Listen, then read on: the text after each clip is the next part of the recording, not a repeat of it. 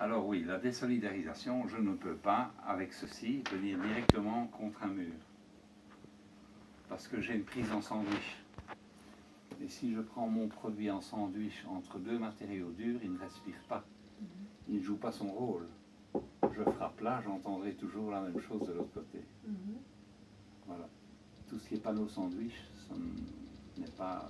c'est l'ennemi de l'acoustique. Donc la désolidarisation, ici, voilà, c'est le cas. Je mets une laine pour la résonance dans cet espace qui est créé pour éliminer l'effet tambour. Donc l'effet tambour, c'est aussi le second critère de l'acoustique. Désolidarisation, effet tambour. Ça, on n'est pas obligé de mettre, on pourrait laisser un espace vide. Non, il faut l'utiliser. Dans un espace qui est créé entre deux étages, on va utiliser du thermique, un matelas, pour absorber la résonance dans cet espace. Voilà. Et ça fait déjà un petit travail en décibels aussi. Mais ça absorbe, ça élimine l'effet tambour. Ça, c'est le deuxième. Le troisième critère, c'est l'étanchéité. Vous appelez ça un matelas? Un matelas absorbant.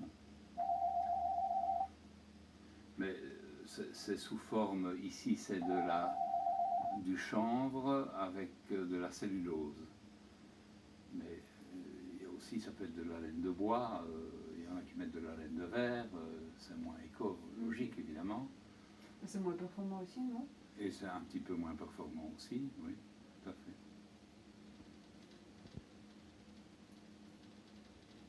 Donc le troisième critère, c'est l'étanchéité.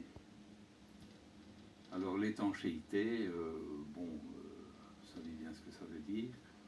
S'il y a un petit trou quelque part, le bruit c'est comme l'eau, ça part par où ça peut. Bon, il y a une porte qui ferme mal, un espace d'1 centimètre ou bien des spots intégrés, mais ça va diminuer la performance de l'acoustique. Et c'est considérable. Donc il faut vraiment soigner l'étanchéité, avoir des fenêtres, des anciennes fenêtres Velux qui datent d'il y a 25 ans, mais ça va poser des problèmes puisque j'aurai une bonne performance en sous-toiture, j'aurai fait un sacré boulot, mais la fenêtre n'est pas assez performante, donc le bruit va passer par là, par où ça peut. Donc, problème d'étanchéité très important. Donc, désolidarisation, l'effet tambour, l'étanchéité, et alors la diversification des matériaux. Donc, je diversifie les matériaux. Ici, j'ai le plâtre ou le fermacelle, j'ai le panneau panthère, donc ce sont des matériaux tout à fait différents, qui jouent des rôles différents. Et là, j'ai la laine minérale. Donc le bruit, si le bruit vient d'à côté, il y a déjà un premier travail qui va se faire ici, avec de la masse et le produit panthère.